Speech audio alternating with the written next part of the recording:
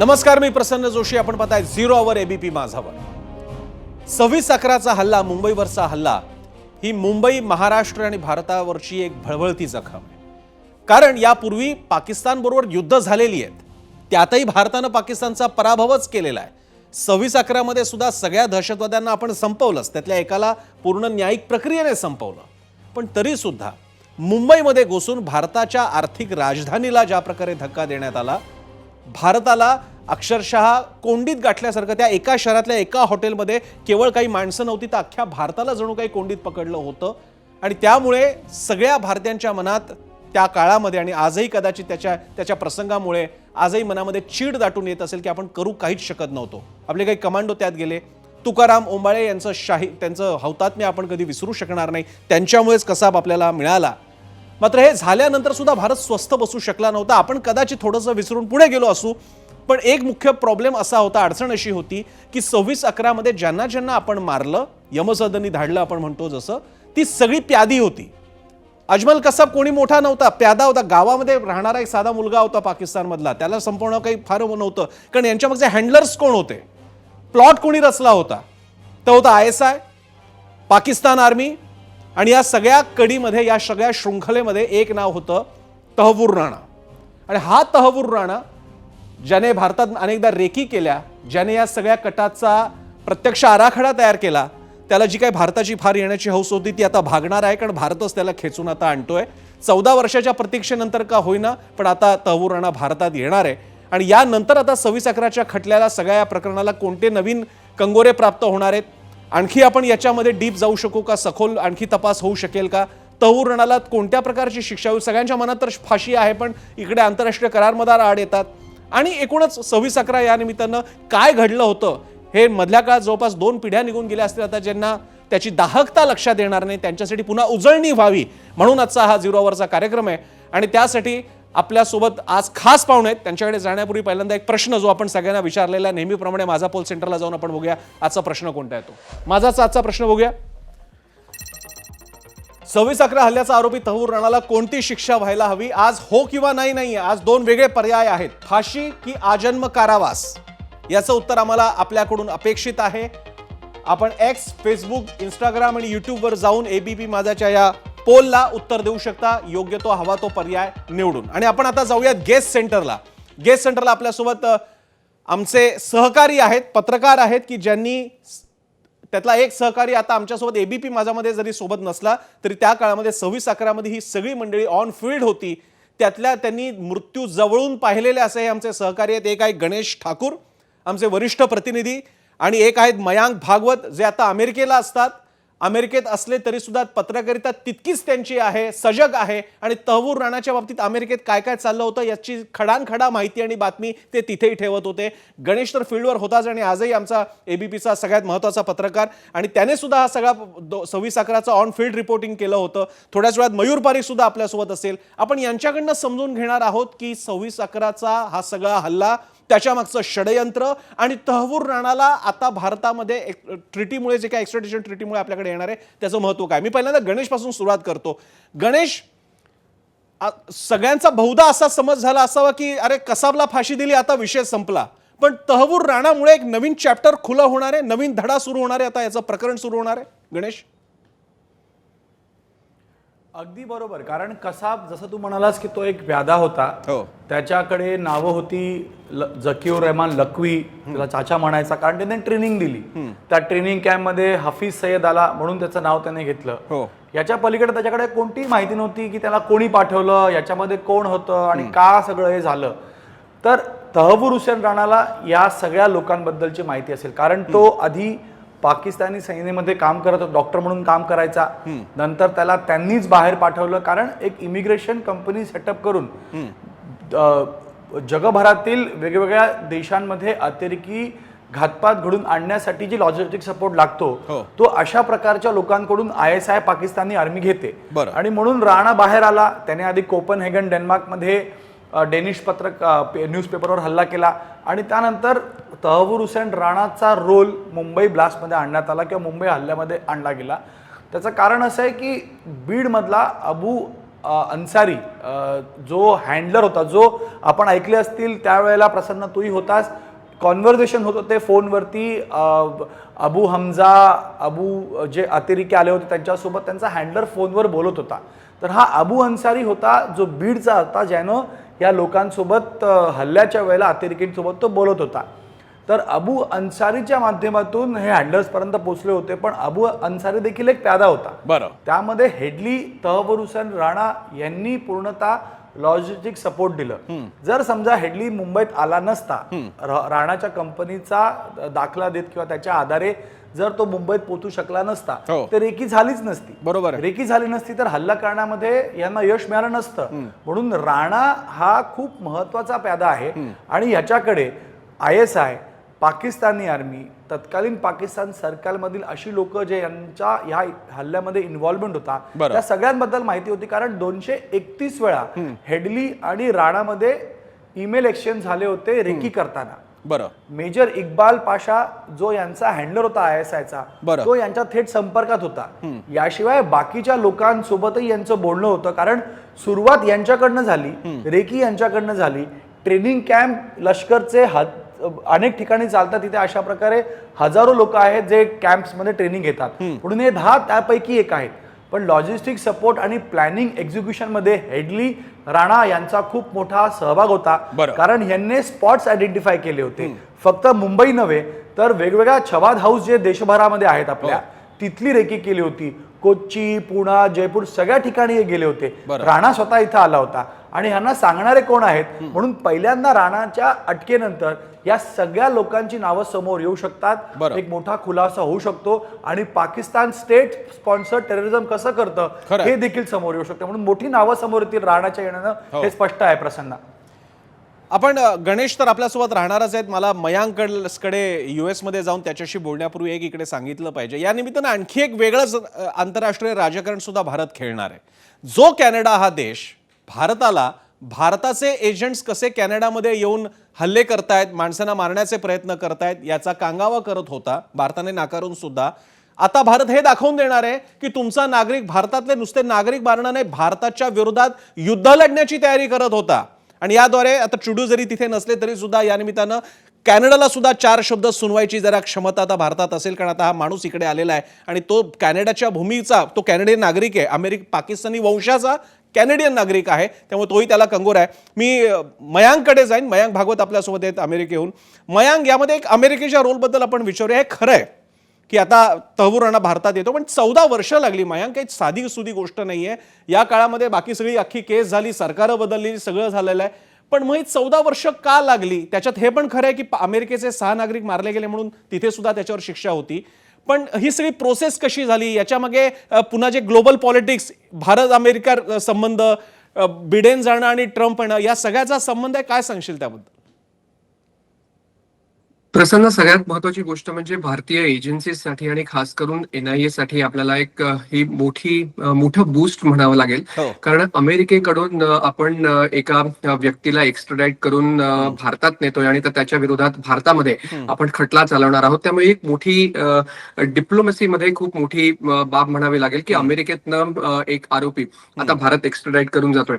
या संपूर्ण प्रक्रियेला 14 वर्ष का लागली? तर तहव्वूर राणाच्या अटकेनंतर तहव्वूर राणाला पहिल्यांदा शिकागोमध्ये अटक करण्यात आली होती आणि त्याच्यावरती शिकागोच्या नॉर्दर्न डिस्ट्रिक्ट ऑफ इलिनॉय कोर्टामध्ये खटला चालला. त्या खटल्यामध्ये तहव्वूर राणाला जवळपास 14 वर्ष म्हणजे 168 महिन्यांची शिक्षा झाली होती. आणि त्या शिक्षेमध्ये अमेरिकन सरकारने म्हटलं होतं की मुंबईमध्ये जो टेररिस्ट हल्ला झाला, अतिरेकी हल्ला झाला, ह्याच्यामध्ये डेव्हिड हेडलीला अत्यंत क्रिटिकल म्हणजे महत्वाचा सपोर्ट हा तहव्वूर राणाने केला होता. आणि त्याच्यानंतर तहव्वूर राणाची जवळपास 14 वर्ष, तहव्वूर राणा सध्या लॉस एंजेलिसच्या फेडरल प्रिझन मध्ये आहे.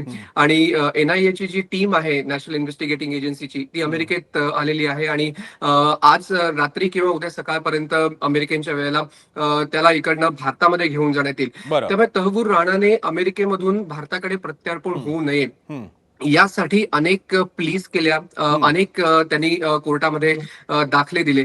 मात्र सगळ्यात महत्वाचं त्याचं म्हणणं होतं की भारतात गेल्यानंतर माझ्या जीवाला धोका आहे, आणि अमेरिकन कोर्टाने ही गोष्ट अजिबात त्याची मानली नाही.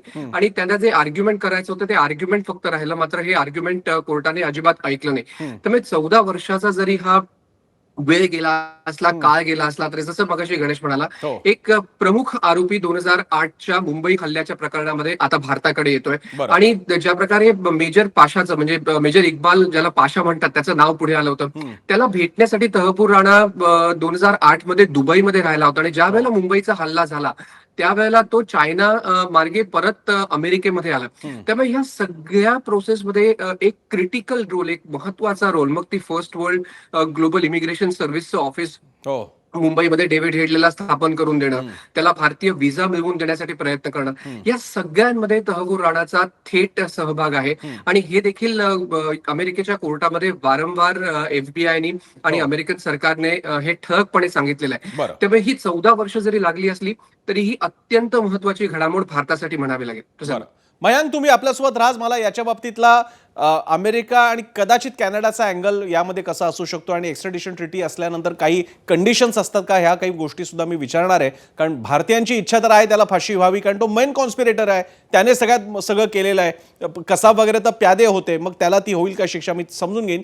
आपल्यासोबत आता आहे मयूर परीख. पुन्हा मयूर पण आमचे आधीचे सहकारी राहिलेले आहेत, ABP माझाचे, ABP न्यूजचे, आणि आता ते स्वतंत्र पत्रकार आहेत. आणि 26/11ची ही सगळी टीम जी तुम्ही आता पाहताय, सगळी 26/11ला कव्हर करणारी ही टीम होती. मी मयूरकडे जातो. मयूर, पुन्हा एकदा आपल्या प्रेक्षकांसाठी ज्याला रिकॅप म्हणतात ना आजच्या काळात, किंवा जसं OTT मध्ये सुद्धा सिरीज बघताना तुम्हाला आधीचं एक रिकॅप असतं, अनेकांना आताचे संदर्भ माहीत नाहीये, नंतर अख्खी पिढी बदललेली आहे इतक्या आज 18 वर्षामध्ये. पुन्हा एकदा सांग. मला अजून आठवतो 26/11चा तो दिवस, रात्री 10च्या बातम्या मी देत होतो ABP माझावरती, आणि त्यावेळी या बातम्या यायला सुरुवात झाली. तुम्ही सगळे फोर्ट साईडला होतात, टाउनला होतात तुम्ही. काय नेमकं झालं होतं, आणि तुम्हाला सुद्धा अपेक्षित होतं पहिल्या 1 तासात 3 प्रमुख पोलीस अधिकारी आपले महाराष्ट्राचे संपले? काय सांगशील, काय आठवते तुला? शॉकिंग न्यूज होती आमच्या सगळ्यांसाठी, कारण हे जे पोलीस ऑफिसर्स होते ते नेहमीच मीडियावाल्यांसोबत त्यांचं इंटरॅक्शन होतं, ते महत्वपूर्ण न्यूज आम्हाला देत होते. आणि आम्हाला कुणालाही असं काही अपेक्षितच नव्हतं की असं काहीतरी घडेल नेमकी. मात्र एक मी आपल्याला सांगू इच्छितो की सध्या मी ट्रॅव्हल करत आहेत, आणि संयोगाने सध्या मी ज्या जागेवर उभा आहे ही तीच जागा आहे जिथे सांताक्रूज विलेपार्ले एअरपोर्ट जवळ टॅक्सीमध्ये स्फोट झाला होता. मी कदाचित आपल्याला दाखवू शकतो. हीच ती जागा आहे. बरं. या जागेवरच पहिला स्फोट, म्हणजे जी एक गाडी होती आणि ते एअरपोर्ट जवळ ती क्रॉसओव्हर होत होती, आणि त्याचा डिक्कीमध्ये RDX ठेवण्यात आला होता, आणि तो ब्लास्ट झाला होता. आणि यामध्ये एक व्यक्तीचा मृत्यू, 2 व्यक्तीचा मृत्यू झाला होता. आणि त्यानंतर पूर्ण सिटीमध्ये एक भयाचं वातावरण होतं, कारण एक टॅक्सीच्या डिक्कीमध्ये RDX असणं, आणि त्याच्या नंतर अशी अफवाच पसरली की बऱ्याचशा टॅक्सी किंवा गाडीच्या डिक्कीमध्ये RDX ठेवण्याची शक्यता आहे, म्हणजे तर असू शकते. आणि त्यामुळे एकदमच रस्ते रिकामी झाले. टेररिस्ट अटॅकची बातमी पसरली, त्याच्या नंतर लोक खूप घाबरले. लोकल ट्रेन जी होती ती बंद झाली होती काही काळासाठी, नंतर ते पुन्हा एकदा सुरू करण्यात आली. आणि पुढचे 3 दिवस आम्ही टाउन इथे, पहिले मी इथे जो लोकेशन मी आपल्याला आताच मी आपल्याला दाखवलं, त्या लोकेशन वरून मी रिपोर्टिंग सुरू केली, आणि नंतर मी ताज हॉटेल इथे ऑपरेशन संपेपर्यंत उपस्थित होतो. बरं, मी पुन्हा एकदा गणेशकडे जाईन, कारण पुन्हा सगळ्यानंतरचा सगळं नाट्य जे घडलं, थरार नाट्य घडलं, ते सगळं या छत्रपती शिवाजी महाराज टर्मिनस, छाबड हाऊस, आणि सगळ्यात शेवटी आणि नंतर पुढे 3 दिवस जिथे चालू राहिलं ते होतं ताज हाऊस. मी पुन्हा गणेशकडे जातो. गणेश, त्यानंतर 26/11वरती बेस्ट असलेली फिल्म पण आली होती, नाना पाटेकर पण त्यांनी त्याच्यात कामही केलेलं होतं. त्यात जे सगळं दाखवलं होतं की मुळात हे इकडे येतात, समुद्रमार्गे येतात, CST स्टेशनमध्ये ते सगळा गोळीबार करतात. टाइम्स ऑफ इंडियाच्या एकमेव कॅमेरामनने तिकडे कसाबचं जे मेन फोटो आज सगळीकडे बघायला मिळतं ते त्यांच्याकडनं आलं होतं.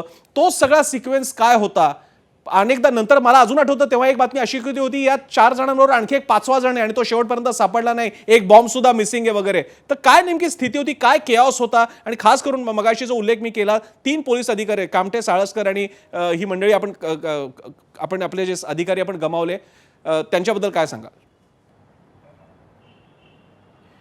प्रसन्न जसं उल्लेख केला तर केऑस होतं आणि कोणाला काहीच माहिती नव्हतं. आपल्या पत्रकारीमध्ये एक नियम आहे, खास करून क्राईम रिपोर्टिंगमध्ये, मयंक आणि ह्यांना माहिती असेल की कन्फर्मेशन करण्यासाठी आपण खालून वर फोन करतो, senior PI, DCP, additional CP, आणि जेव्हा कोणी फोन घेत नाही तर वाटतं की काहीतरी मेजर आहे. म्हणून मी त्यावेळेला ऑफिसमध्ये होतो, आपलं ऑफिस महालक्ष्मीला होतं, आणि राजू शिंदे म्हणून एक पत्रकार आहेत, टाइम्स ऑफ इंडिया मुंबई मिररचे फोटोग्राफर होते, त्यांचा मला कॉल आला होता की अशी फायरिंग सुरू आहे आमच्या ऑफिसच्या समोर.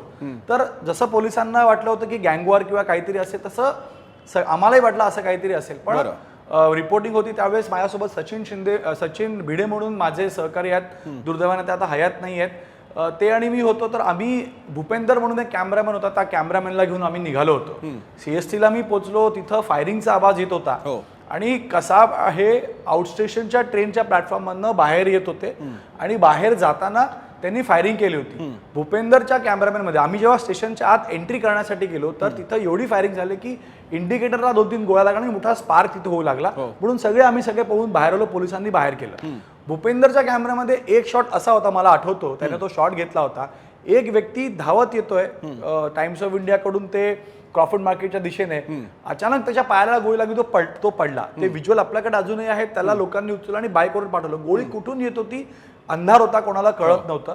म्हणून सगळे थोडेसे मागे झालो मनीष मार्केटच्या दिशेला, जिथं तो जे फ्लायवर सुरू होतं. आणि त्यावेळेला मला वाटतं रेल्वेमध्ये एक डीसीपी कोरगावकर का असं काहीतरी त्यांचं नाव होतं, ते तिथे होते. आणि हेमंत करकर तिकडे आले होते. जे व्हिज्युअल आपण पाहतोय, हेमंत करकर जॅकेट घालतायत, बुलेट प्रूफ हेल्मेट घालतायत, तिथून ते पुढे मग सीएसटीच्या बाजूने जातायत थोडं कव्हर घेत ते व्हिज्युअल्स आमच्या म्हणजे भूपेंदर म्हणून कॅमेरामॅन त्यांनी घेतले होते आणि बाकी 1-2 मीडिया तिथे पोहोचली होती. तर करकरेंची लास्ट मुवमेंट या सगळ्यांची आम्ही ती कॅप्चर केली. आणि सुरुवातीला काही नावं आलीत. अशोक कामटे हे चेंबूरमध्ये ॲडिशनल सीपी, ते ईस्ट रिजन होते, तिथून ते वायरलेसमध्ये त्यांनी कॉल देत ते तिथं आले. आणि नंतर साळसकर यांना राकेश मारिया यांनी पाठवलं, ते जॉईंट सीपी होते. कारण कोणाला काही पिक्चरच कळत नव्हतं की कुठून काय होतंय. रेरोडला ब्लास्ट झाला, विलेपार्लेला ब्लास्ट झाला, छबारावच्या तिकडे फायरिंग सुरू झाली, लिओपोल्डला फायरिंग सुरू झाली, ट्रायडेंटमध्ये घुसले, अनेक ठिकाणामधनं कॉल येत होता. म्हणून केऑस होता. आणि तुम्हाला खरं सांगू तर माझ्या समोर म्हणजे मयंक त्यावेळेला मला आठवतं, तो मेट्रोच्या तिकडे उभा होता आणि तिथे का कॅमेरामॅनला, निर्मल म्हणून कॅमेरामॅन, त्याला गोळी लागली होती.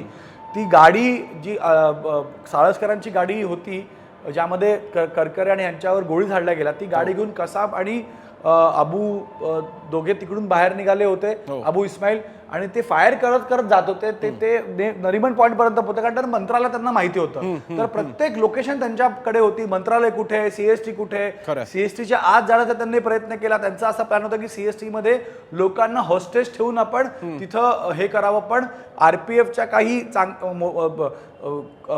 कॉन्स्टेबलच्या चांगल्या कामगिरीमुळे, फायरिंग केल्यामुळे त्यांना बाहेर यावं लागलं. म्हणून तो थरार होता. शशिकांत शिंदे तिकडे जीआरपीचे होते, त्यांना गोळी तिथे लागली होती. या सगळ्या गोष्टी आम्ही पाहिल्या. ग्रेनेड्स फेकले गेले जेव्हा आम्ही ताजच्या तिकडे होतो. म्हणून कोणाला काही थांगपत्ता नव्हता काय होते. पण हळूहळू ही इन्फॉर्मेशन येऊ लागली. आधी कामटे, करकरे, मग साळसकरांची आली. साळसकरांबद्दल शेवटी माहिती आली होती जीटी हॉस्पिटलमध्ये. मी जीटी हॉस्पिटलच्या दिशेला होतो. म्हणून खूप दुर्दैवी होतं. हे मोठी नावं होती, यांना पाहून अनेकांनी पोलीसमध्ये ते काम करू लागले. अनेक पत्रकारांचे त्यांना बातमी देणारे हे मोठे सोर्स होते, मोठं नाव होतं. अंडरवर्ल्डमध्ये थरारा आणणारा अशी नावं होती. आणि त्यांचं जाणं एक मोठा लॉस होता. आणि जसं आपण पुढचे 3 दिवस पाहिलं जे घडलं ते, आणि खूप कठीण काळ होता. अर्थात मी गणेश याच्यातला पुढचा भाग घेऊन येईन, कारण या सगळ्याचा थरार हा शब्द काही मी म्हणजे फक्त मसालेदार म्हणून नाही, पण तो खरंच थरार होता, जीवनावरती बेतणारा थरार होता. आणि त्या सगळ्यातून ही मंडळी सगळी गेली होती, त्यामुळे तो शब्द मी फक्त वापरतोय. मी मयांककडे जातो. मयांक, सीएसटीचं सगळं झाल्यानंतर या सगळ्यांनी मोर्चा ते तिकडनं अंधाधून गोळीबार करत गेले. आणि सगळ्यात शेवटचा एपिसोड म्हणजे सुरू झाला तो म्हणजे ताज हॉटेलच्या बाबतीतला. या तोच काळ होता की ज्याच्यामध्ये मी चुकत नसेल तर तुझ्या कानाजवळून सुद्धा गोळी गेली होती, अंधाधून गोळीबार चालू होता. हा सिक्वेन्स काय होता? तोपर्यंत बातमी आली होती की 3 प्रमुख आपले करकरे, कामटे आणि साळसकर आपण गमावलेले आहेत. हा तोच काळ होता ज्यावेळी तुकाराम ओंबळेंनी वरळीच्या पाशी कसाबची ही गाडी अडवली होती. तो सिक्वेन्स आणि नंतर ताजमध्ये ही सगळी ऍक्शन कशी केंद्रित झाली त्याबद्दल तो सिक्वेन्स कसा सांगाल? प्रसन्न, गणेश जे म्हणाला ते अत्यंत बरोबर आहे. मी मेट्रोला होतो आणि जो अंधाधुंद गोळीबार त्या ठिकाणी सुरू होता त्याची माहिती कोणालाच नव्हती. आणि ज्या वेळेला हेमंत करकरे हे गणेश ज्या प्रकारे सांगत होता की जीटी हॉस्पिटलच्या बाजूने आतमध्ये गेले आणि त्याच्यानंतर त्या पूर्ण लेन मध्ये कसाब आणि इस्माईलनी त्यांच्यावरती फायरिंग केली, तोपर्यंत कोणालाच माहिती नव्हतं की नक्की काय चालू आहे. पण मेट्रोच्या इकडे एक पोलीसची गाडी येते, ती गाडी पोलीसची गाडी आतमधनं आलेली आहे आणि अचानक त्या गाडीमधनं इस्माईल आणि कसाब फायरिंग करतात आणि त्यावेळेला माझ्या अत्यंत जवळनं गोळी गेली होती आणि अनिल निर्मळ जो कॅमेरामॅन आहे ईटीव्हीचा, त्याला यामध्ये गोळी लागली होती आणि त्याला लगेचच हॉस्पिटलमध्ये घेऊन जाण्यात आलं. तोपर्यंत ही घटना समोर आली नव्हती की हे 3 मोठे अधिकारी हे त्या जेटी हॉस्पिटलच्या आणि सेंट झेवियर्स कॉलेजच्या बाजूच्या लेनमध्ये एकत्रित आहेत. कारण कामा हॉस्पिटलमध्ये या ठिकाणी माफ करा, सदानंद दाते जे ऍडिशनल सीपी होते त्यावेळेला आता दिल्लीमध्ये आहेत. तर दाते सर त्या ठिकाणी होते आणि दाते सर आणि त्यांच्या टीमनी कसाब आणि इस्माईलवरती फायरिंग केली होती, ज्याच्यामध्ये दाते सर इंजर्ड झाले होते. आणि त्यानंतर ही गाडी घेऊन गेल्यानंतर त्यांना गाडी सोडावी लागली. त्यांनी गाडी मंत्रालयाच्या समोर सोडली आणि त्या ठिकाणी एक स्कोडा गाडी त्यांनी हायजॅक केली आणि त्यानंतर ते गिरगाव चौपाटीच्या दिशेने निघाले. आणि गिरगाव चौपाटीच्या दिशेने देखील 2 अधिकारी त्यामध्ये आहेत. त्या अधिकाऱ्यांनी जर थांबा म्हणून सांगितलं नसतं तर बहुधा तिकडच्या पोलीस टीमनी कसाबला देखील गोळ्या घातल्या असत्या आणि आपल्याला एक पाकिस्तानची या संपूर्ण प्रकरणामध्ये जी जिवंत इन्व्हॉल्वमेंट ज्याला आपण म्हणतो तो कसा हाती लागला नसता. त्यामुळे गिरगाव चौपाटीच्या पोलीस टीमचं पण तेवढंच कौतुक करावं लागेल की त्यांनी प्रसंगावधान साधत कसाबला गोळ्या घातल्या नाहीत, त्याला जिवंत पकडलं आणि त्याच्यामध्ये तुकाराम ओंबळेंची जी कामगिरी आहे, त्यांनी स्वतःला कसाबच्या अंगावर झोकून दिलं आणि त्यामुळे कसाब पकडला गेला. हा सगळा घटनाक्रम झाल्यानंतर कॉन्सन्ट्रेट झालं सगळ्या गोष्टी ताजमध्ये, कारण ताजमध्ये अजूनही 2 अतिरेकी होते. ते अंधाधुंद गोळीबार करत होते. प्रत्येक रूम मध्ये जाऊन ती रूम उघडून आतमध्ये कोण आहे का हे पाहत होते. त्या ठिकाणी गोळीबार करत होते. त्यामुळे ताज मधलं जे नाट्य आहे, ताज आणि ओबेरॉयचं, हे सगळ्यात जास्त काळ हे 26/11च्या हल्ल्यामध्ये टिकलं होतं आणि त्याचसाठी तहव्वूर राणाची या संपूर्ण प्रकरणामध्ये इन्व्हॉल्वमेंट ही खूप महत्वाची आहे. कारण तहव्वूर राणा थेट पाकिस्तानी आर्मीकडे घेऊन जातो, ISI कडे घेऊन जातो आणि या संपूर्ण प्रकरणामध्ये पाकिस्तानचं जे इन्व्हॉल्वमेंट आहे ते मला ते वाटतं तहव्वूर राणाच्या कस्टोडियल इंट्रोगेशन नंतर पुढच्या गोष्टींनंतर हे आणखीन स्पष्ट होण्यास मदत होईल. आपण तहव्वूर राणाच्या सगळ्या विषयाकडे येणारच आहोत, पण त्यानिमित्तानं हा सगळा सिक्वेन्स लक्षात आला पाहिजे, याचं गांभीर्य लक्षात यायला पाहिजे. विशेषतः ज्या प्रेक्षकांना त्याची माहिती फक्त कानावर ऐकून आहे त्यांच्यासाठी हे पूर्ण आम्ही एक पुन्हा सांगण्याचा प्रयत्न करतोय. याच्यातल्या काही इंटरेस्टिंग छोट्या छोट्या सुद्धा गोष्टी आहेत की ज्या छोट्या आहेत पण त्या खूप महत्वाच्या ठरल्या आहेत. मी मयूर परीकडे घेऊन जाणार. मयूर, मला 2 मुद्दे घेऊन यायचे आहेत आणि याच्यातला काही वेळा आपल्याकडे पण बोट दाखवावं लागेल, आपण म्हणजे भारत देश म्हणून, व्यवस्था म्हणून. पहिला मुद्दा म्हणजे जरा ते समजावून सांगा, हे अतिरेकी स्वतःला हिंदू म्हणून प्रोजेक्ट करण्याचा प्रयत्न करत होते. मी चुकत नसेल तर कसाबच्या डाव्या हाताला का उजव्या हाताला त्याने लाल धागा वगैरे बांधला होता. तर तो काय मोडस ऑपरेंडी होती, हा पहिला मुद्दा. आणि दुसरा मुद्दा तो जास्त महत्वाचा आहे. आपले हे सगळे कामठे, करकरे, साळसकर अधिकारी असतील, आपले पोलीस असतील, यांच्याकडच्या जुन्या बंदुका, त्यांना चांगल्या प्रकारची बुलेट प्रूफ जॅकेट्स, चांगल्या ज्या विशिष्ट दर्जा असतो ती न मिळणं, आमचे कमांडो पथकं येण्यामध्ये अक्षम्य उशीर होणं, बेस्ट बसने आमचे कमांडो आणले जातात. तर त्याहीबद्दल जरा आपल्या या दोन्ही गोष्टी, हिंदू आयडेंटिटी का गरजेची होती आणि हा आपल्याकडनं झालेल्या चुका होत्या त्याकडे सुद्धा बोट ठेवलं पाहिजे. मयूर, हे जेवढे अतिरेकी आले होते ते मधवार पार्क इथे ते लँड झाले होते आणि त्याच्या नंतर 2 अतिरेक्यांची त्यांनी टीम बनवली होती आणि वेगवेगळ्या जागेवर ते निघाले, कारण त्यांना माहित होतं कुठे काय करायचंय. त्यांचे हँडलर्स जे होते ते पाकिस्तान मधून त्यांना सातत्याने लाईव्ह फोनच्या माध्यमात त्यांना सांगत होते आता कुठे जायचं आहे, कुठे फायरिंग करायचं आहे. म्हणजे जेव्हा ते मच्छीमार कॉलनी, मधवार पार्क इथे आले आणि तिथून त्यांनी अजिबात अशा प्रकारे दाखवलं नाही की ते इस्लामिक दहशतवादी आहे. त्याच्या व्यतिरिक्त कॉमन मॅन सारखे वागण्याची, म्हणजे ते टॅक्सीमध्ये बसले तर त्यांनी टॅक्सीवाल्यांना काही धमकवलं नाही, ते गपचूप टॅक्सीमध्ये बसले आणि जिथे त्यांना पोहोचायचं होतं तिथपर्यंत ते पोहोचले आणि त्याच्या नंतरच त्यांनी फायरिंग सुरू केला. म्हणजे ही एक त्यांची एक मॉडस ऑपरंडी होती की कॉमन मॅन सारखा वागा आणि एकदा ते लोकेशनवर पोहोचले त्याच्या नंतरच फायरिंग ऑन करा. दुसरी गोष्ट म्हणजे अशी की या घटनेमुळे भारतीय सिक्युरिटी व्यवस्थामध्ये केवढे प्रॉब्लेम्स आहे, किती फॉल्ट आहे ते स्पष्टपणे आपल्याला दिसून आलं. म्हणजे सिक्युरिटी म्हणजे काहीच नाही, फ्रिस्किंग, चेकिंग किंवा लोकांना फिजिकल मेटल डिटेक्टर चेकिंग, हे सगळं काही केवळ आणि केवळ लोकांना मूर्ख बनवण्याची एक पद्धत आहे. ते लोकांना कळालं. म्हणजे एक त्यांना जे बुलेट प्रूफ जॅकेट देण्यात आले होते त्याची आरपार गोळी गेली आणि त्याच्यानंतर तो खूप मोठा मुद्दा देखील बनला. आणि हा पूर्ण प्रकरण संपला. त्याच्या नंतर ज्या प्रकारे हजारो लोक गेटवे ऑफ इंडिया इथे येऊन श्रद्धांजली दिली, त्यामध्ये सगळ्यांना कळालं की आता याचा पुढे अशा प्रकारची सिक्युरिटी व्यवस्था. मयूर, मी एक छोटासा ब्रेक घेतोय, मी पुन्हा येतो. हा मुद्दा तू प्लीज नंतर पूर्ण कर. मी एक छोटासा ब्रेक घेतोय. पण खरंच म्हणजे 26/11च्या या हल्ल्याने आमच्या सुरक्षा व्यवस्थेच्या म्हणजे दहशतवाद्यांना फार काही करायची गरज नव्हती. आम्हीच एवढी भगदाडं पाडून ठेवली होती की त्यांना येऊन फक्त त्यांचं काम करायचं होतं. आमची बुलेट प्रूफ चांगली जॅकेट्स नाहीत. आमचा जो फोर्स 1 किंवा जे काही कमांडो पथक येतं त्याला आम्हाला थेट उतरवण्यासाठी आम्ही बसमधून त्यांना वाहून नेतो. अशा सगळ्या गोष्टी होत्या. या निमित्ताने या सगळ्याची उजळणी झाली पाहिजे, कारण असा दहशतवादी हल्ला पुन्हा होता कामा नये. पण या सगळ्या प्रकरणामध्ये आपण शिकलेले धडे फार मोठी किंमत देऊन आपण शिकलेलो आहोत. 14 वर्ष तो अमेरिकेत तो जेलमध्ये होता. आता भारतात सुद्धा त्याच्यावरती खटला दाखल होईल. पण यामुळे आपण गमावलेले अधिकारी, कामटे साळसकर, करकरेंसारखे अधिकारी असतील, आपले कमांडो असतील किंवा तुकाराम ओंबळेंसारखे आपले अतिशय शूरवीर असे आमचे पोलीस कर्मचारी असतील आणि सामान्य माणसं जी आपण गमावली ती कधी परत येणार. त्यामुळे जगाच्या वेशीवर आपली जी लक्तरं टांगली गेली की या देशामध्ये कमांडोंना आणण्यासाठी चांगली पुरेशी व्यवस्था नाही, या देशाची इंटेलिजन्स व्यवस्था इतकी वाईट आहे की इतका मोठा कट रचला जातो पण या देशामध्ये काही होत नाही. आणि त्याहून वाईट म्हणजे इतकं मोठं सणसणीत चपराक एक देश, छोटा देश लगावल्यानंतर या एवढ्या प्रचंड मोठ्या देशाकडनं काहीही केलं जात नाही. यामुळे जी प्रचंड आत्मवंचना आपण करून घेतली त्या सगळ्याची आठवण पुन्हा तहवूर राहण्यामुळे ही जखम, जी बळबळती जखम पुन्हा एकदा आपली जी काही प्रमाणात खपली धरली होती ती पुन्हा आता हिरवी झालेली आहे. मी आता जातो गणेश ठाकूरकडे. गणेश, हा तोच मुद्दा होता की तहवूर राणाला हे सगळं माहीत होतं की इकडे काय चाललेलं आहे. यापूर्वी सुद्धा त्यानं मुंबईत येऊन जाऊन गेला होता. त्याने हे कसं सगळं रचलं आणि त्यानंतर थोडंसं राजकारणावरती सुद्धा फोकस केला पाहिजे. काय झालं भारतामध्ये आपण पाहिलं, महाराष्ट्रामध्ये काय झालं आणि चाकूरकरांना कशामुळे काढलं तर कपडे बदलत होते. ते कायच सगळे दिवस होते. आणखी काय काय आठवते त्या बाबतीतले मुद्दे? प्रसन्न, मला आठवत आहे, मला वाटतं मयंक आणि मयूरलाही आठवत असेल की त्यावेळेला प्रचंड राग होता, खरं, खास करून सिस्टम मध्ये, IPS अधिकाऱ्यांमध्ये, लोकांमध्ये, कारण त्यांनी आपल्या साथीदारांना गमावलं होतं. आणि त्यावेळेला एक सूर होता सगळ्या अधिकाऱ्यांचा, IPS म्हणा किंवा मपोसे, की आता भारतानं पाकिस्तानला उत्तर दिलं पाहिजे. आज मी KP रघुवंशी यांचा इंटरव्ह्यू केला, जे माजी ATS प्रमुख आहेत, तेही म्हणाले की आमचं असं मत होतं की आपण आपले लोक गमावलेत, ह्याच्या पलीकडे काय होणार आहे, भारतानं आता पाकिस्तानला उत्तर दिलं पाहिजे.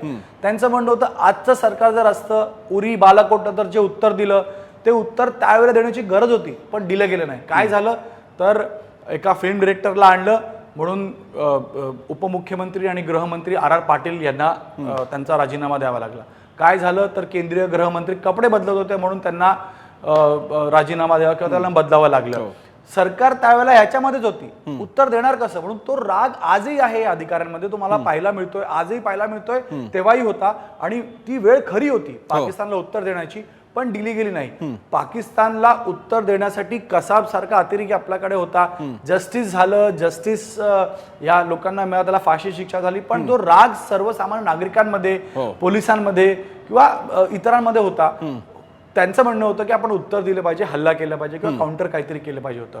दुसरा एक छोटासा मुद्दा मी इथं घेतो प्रसन्न, जो तुम्ही प्रश्न विचारलात की हिंदू म्हणून हे आले होते, हातात त्यांच्या रक्षाधागा कलेवा होते, तर त्याचं कारण असं होतं की हेडली त्या 2-3 वर्ष इथे होता आणि त्याच वेळेला मालेगाव ब्लास्टमध्ये पहिल्यांदा saffron terrorism, Sadhvi Pragya Singh, colonel Prasad Purohit, त्या सगळ्यांची नावं आली आणि पहिल्यांदा देशामध्ये सॅफ्रॉन टेररिझम हे समोर आलं. ATS ती कारवाई केली. हेडलीनं आणि राणानं ते एवढे हुशार होते की ह्याचाच फायदा घेतला की पाकिस्तानचं नाव यामध्ये येऊ नये, बरं. म्हणून यांनी त्या मुलांना सिद्धिविनायक मधून आणलेला धागा त्यांना दिला की तुम्ही हिंदू म्हणून तिथे जा, कारण हे मारले जाणार होते, त्यांना स्पष्ट होतं बॉडी मिळणार होती, तर फक्त हातात त्यांना ते लाल धागे मिळाले असते. त्यांच्याकडे हैदराबादच्या एका इन्स्टिट्यूटचा आय कार्ड दिलं गेलं होतं ज्यामध्ये सगळी हिंदू नावं होती, म्हणून जर हे 10 अतिरेकी मारले गेले असते तर एक थिअरी समोर आणली असती की ह्यामध्ये देखील सॅफ्रन टेररिझम आहे आणि पाकिस्तानचा हा गेटवे होता, पण कजमल कसा पकडला गेला म्हणून ते होऊ शकलं नाही. हा अतिशय हे महत्वाचे मुद्दे आहेत आणि त्यानंतर हाही मुद्दा तेव्हाही चर्चेत आला, नंतरही आला. इतका मोठा प्लॉट फक्त हेडलीने रेकी करून गेला किंवा तहवूर राणा येऊन गेला म्हणून होत नसतो, त्यांना आणखी कोणी मदत करणारं होतं का? ती नावं पुढे आलेली नाही आहेत. मी मयांकडे जातो, त्याच्यानंतर मी पुन्हा मयूर पारीकडे सुद्धा जाईन. मयांक, यानंतर एक आणखी मोठी गोष्ट होणार होती, जो मगाशी गणेश सांगत होता की भारतावरती प्रेशर येत होतं की पाकिस्तानबरोबर युद्ध करावं किंवा काय धडा शिकवावा, आणि असंही नंतर काँग्रेसच्या लिडर्सनी स्टेटमेंट्स केली की काँग्रेस तो विचार करत होता, युपीए सरकार करत होते, पण अमेरिकेच्या दबावाने ते होऊ शकले नाही. त्याबद्दलचे काही इनपुट्स आहेत? असा तो क्षण आला होता का? काय नेमकं डिप्लोमॅटिक लेवलला चाललं होतं आणि आज त्या निर्णयाकडे बघताना कसं वाटतं? आपण रिस्पॉन्स द्यायला हवा होता का? प्रसन्न, ज्या प्रकारे गणेश सांगतोय त्या प्रकारची भावना त्यावेळेला काही अधिकाऱ्यांशी बोलताना नक्कीच जाणवत होती की इतका मोठा मुंबईवरती अतिरेकी हल्ला होतो आणि त्यानंतर फक्त दाखवण्यासाठी आपण मुख्यमंत्री उपमुख्यमंत्री बदलतो, केंद्रीय गृहमंत्री बदलले जातात, त्यानंतर काही रिशफल्स इकडे तिकडे डिपार्टमेंटमध्ये होतात, काही रिपोर्ट्स बनवतात, काही कमिट्या बनतात, ही कमिटी चौकशी करून रिपोर्ट देते, मात्र पुढे काही होत नाही. आपल्या सगळ्यांनाच माहिती आहे 26/11च्या हल्ल्यानंतर रामप्रधान कमिटी बनवली होती. रामप्रधान कमिटीने अनेक पॉइंट सांगितले होते, अनेक लूपहोल सरकारी मशिनरी मधले त्यांनी समोर ठेवले होते सरकारच्या, पण पुढे काय झालं त्याच्यावरती सरकारने फार काही गांभीर्याने त्यावेळेला लक्ष दिलं नाही आणि त्याच्यानंतरही लक्ष दिलं गेलं नाही. त्यामुळे त्यावेळेला देखील हा एक कुठेतरी मत होतं लोकांचं की आपण रिस्पॉन्स दिलं पाहिजे, उत्तर दिलं पाहिजे. पण डिप्लोमसी एक अशी गोष्ट आहे ज्या ठिकाणी आपल्याला तारेवरची कसरत करायला लागते, आपल्याला सगळ्यांनाच माहिती आहे. त्यामुळे अचानक हल्ला करणं किंवा एखादा कोवर्ट स्ट्राईक करणं या संदर्भामध्ये जरी चर्चा झाली असली तरी ज्या प्रकारे गणेश म्हणतोय कन्क्लुजन कोणत्याही प्रकारचं आलं नाही किंवा ठोस निर्णय त्या काळच्या सरकारने घेतला नाही, जो घ्यायला हवा होता अशी प्रत्येकाची भावना होती. ती काही राजकारण्यांची होती आणि सर्वसामान्य लोकांची होती. त्यामुळे त्यानंतर आपण पाहिलं, त्यानंतर जेव्हा जेव्हा पाकिस्ताननी काही गोष्टी केल्या, काही अतिरेक्यांनी काश्मीरमध्ये हल्ले केले, आपण त्याला लगेचच उत्तर दिलं आणि भारत उत्तर देऊ शकतो किंवा भारतामध्ये उत्तर देण्याची क्षमता आहे आपण हे दाखवून दिलं आणि ही एक महत्वाची गोष्ट आपण ग्लोबल लेवलला दाखवून दिली. त्यामुळे काही प्रमाणामध्ये 2008च्या हल्ल्यानंतर भारताने उत्तर दिलं नव्हतं, मात्र डिप्लोमसी असते आणि त्या डिप्लोमसीमध्ये अनेक गोष्टी आपल्याला पडताळून पाहायला लागतात, चाचपून पाहायला लागतात आणि मग निर्णय घ्यावा लागतो. त्यामुळे मला तरी असं वाटतं त्यावेळेला त्या सरकारने ती जी परिस्थिती होती त्यानुसार त्यावेळेला हल्ला न करण्याचा निर्णय घेतला असेल. मी मयूरकडे जातो. मयूर, एक आणखी किस्सा त्यानिमित्तानं आठवला आणि त्याचा संबंध पुन्हा तहूर राणापर्यंत जाऊ शकतो. हा जो हेडली आला होता मुंबईमध्ये, तो काही ठिकाणी जिम मध्ये एका ठिकाणी जात होता जिथे त्याची ओळख महेश भट्ट यांच्या मुलाशी झाली होती आणि ते नंतर बाहेर आल्यानंतर महेश भट्टांवरती प्रचंड टीका झाली. मग ह्या सगळ्यांना जे काही लोकल ऑपरेटिव्ह होते ते हेच होते का, त्यांनीच मदत केली का वगैरे, महेश भट्ट यांना खूप टीका सहन करावी लागली होती. तो जरा एपिसोड परत काही त्यानंतर विचार झाला या बाबतीत, आणि अपार्ट फ्रॉम महेश भट्ट हा काही मुद्दा नाहीये, पण खरंच हे सगळे लोक एवढं करतात मुंबईमध्ये, त्यांना सपोर्ट कुठून होता, त्यांचा इंटेलिजन्स कुठून येत होता? ऐका, हे डेव्हिड कॉलमॅन हेडली असो किंवा तहवूर राणा असो, त्यांना ISIचा सपोर्ट होता, निर्विवादित आहे. हे जेवढे अतिरेकी भारतामध्ये आले होते त्यांना पाकिस्तानी हँडलर्स जे होते ते ISIशी आणि पाकिस्तान मिलिटरीशी संबंधित होते, ते एकदम स्पष्ट आहे. हिअरिंग मध्ये हे सगळं काही चाचा होते ते त्याचा जो व्हिडिओ कसाबचा जो बाहेर आला होता नार्को टेस्टचा, जो युट्यूब मध्ये सध्या आता पण आपण बघू शकतो, त्यामध्येही तो पूर्णपणे सगळं काही बोलतोय की कशा प्रकारे त्यांना ट्रेनिंग देण्यात आली होती. आणि हा दहशतवादी हल्ला दुसऱ्या देशांमध्ये होणारे दहशतवादी हल्ल्यापेक्षा खूपच वेगळा होता.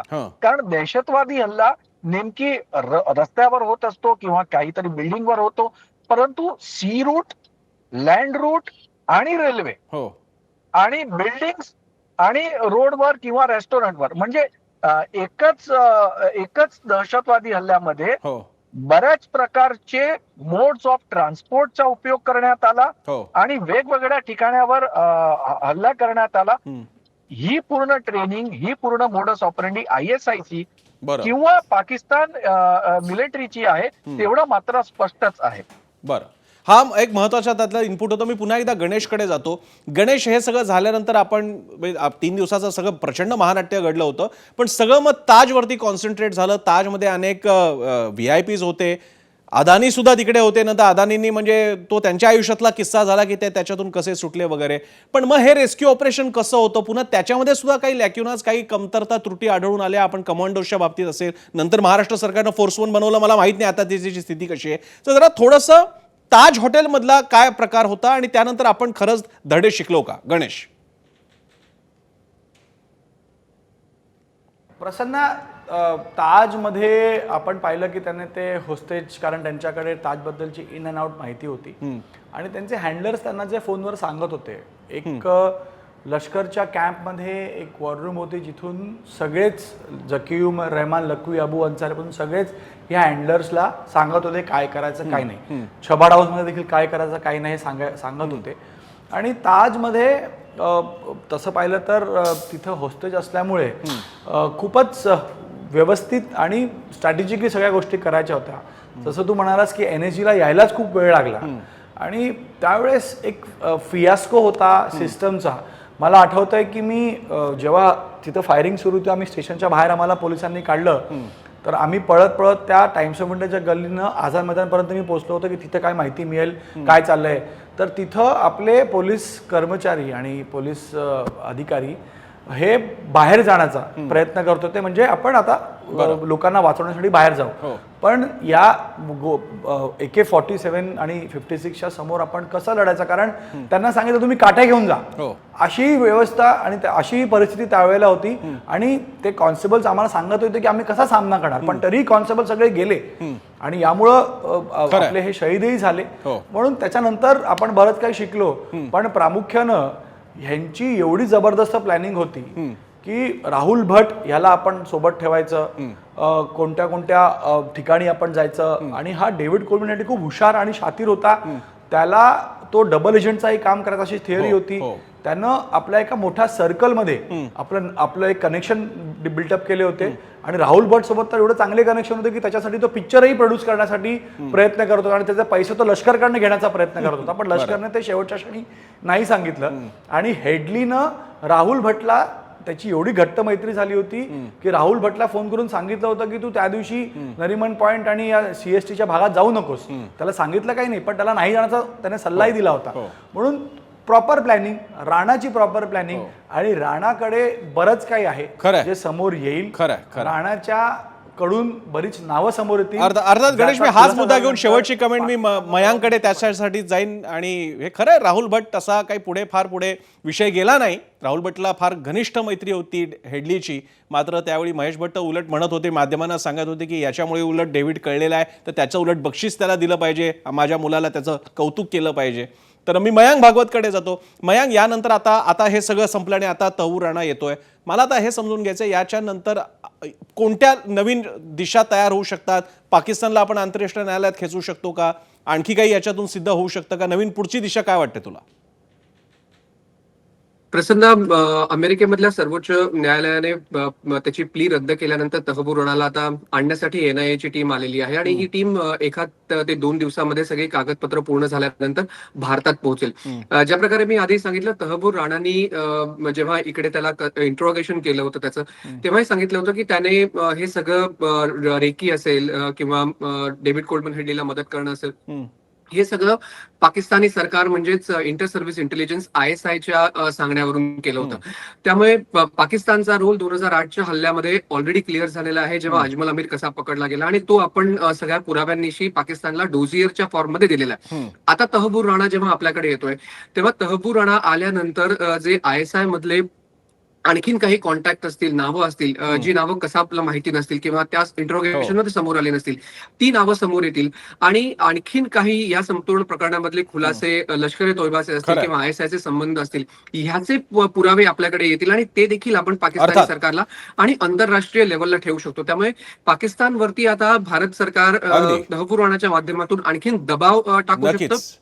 मयांक, सगळ्यात महत्वाचं म्हणजे आता तहूर राणाच्या द्वारे हेही कळू शकतं की शेवटी हेडली सुद्धा कोणी पाठवला होता, तहूर राणाने पाठवला होता, यांचे लोकल कोणी मदतगार होते का, घरचे भेदी कोण होते, ज्याच्यामुळे हा एवढा मोठा कट शिजला. एकट्या हेडली किंवा तहूर राणामुळे एवढा मोठा हल्ला होऊ शकत नाही. या गोष्टी सगळ्या कळतील. आता अपेक्षा आहे तपास यंत्रणा आपलं काम निभावतील. मात्र या निमित्ताने चर्चा झाली आणि गणेश, तुम्ही मयांक असेल किंवा मयूर परीख असतील, आपले दोन आधीचे साथीदार, या निमित्तानं पुन्हा एकदा त्यांच्याशी चर्चा करता आली या विषयावरती. जुन्या वाईट आठवणी आहेत, पण त्या देशाच्या सुरक्षेसाठी पुन्हा तो धडा आपण लक्षात ठेवण्यासाठी गरजेच्या होत्या. तुम्हा दोघांचे सुद्धा खास आभार. आणि आता या शेवटच्या टप्प्यामध्ये आपण बघणार आहोत, आपण आज जो प्रश्न प्रेक्षकांना विचारला होता त्याबद्दल आज माझा पोल सेंटरवरती आपल्या प्रेक्षकांनी काय प्रतिसाद दिलेला आहे. प्रश्न होता, 26/11च्या हल्ल्याचा आरोपी तहूर राणाला कोणती शिक्षा झाली पाहिजे. जवळपास 13 ते 14 हजार मतं आम्हाला मिळाली आणि यामध्ये 90% लोक म्हणतात की फाशीच झाली पाहिजे. लोकांचा हा संताप आहे. मात्र जेव्हा एखाद्या परक्या देशातून तुमचा जो कोणी गुन्हेगार हस्तांतरित झालेला असतो त्याला शिक्षा देताना काही आंतरराष्ट्रीय नियमावली संकेतांचं पालन करावं लागतं. मात्र आजन्म सश्रम कारावास ही सुद्धा काही छोटी गोष्ट नाही आहे. या निमित्तानं दर दिवशी दर क्षणाला तहूर राणाला या हल्ल्याची आठवण होत राहील आणि त्याची जी शिक्षा आहे ती त्याला भोगावी लागेल.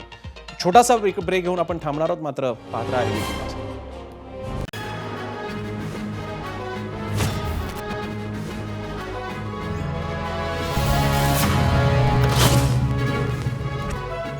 हमें पक्की खबर मिली है कि इस घर में राजयोग है, सोना चांदी। नहीं सर, ऐसा कुछ भी नहीं है. इतने अच्छे रंग हैं, इतना ABP माझा, उघडा डोळे बघा नीट.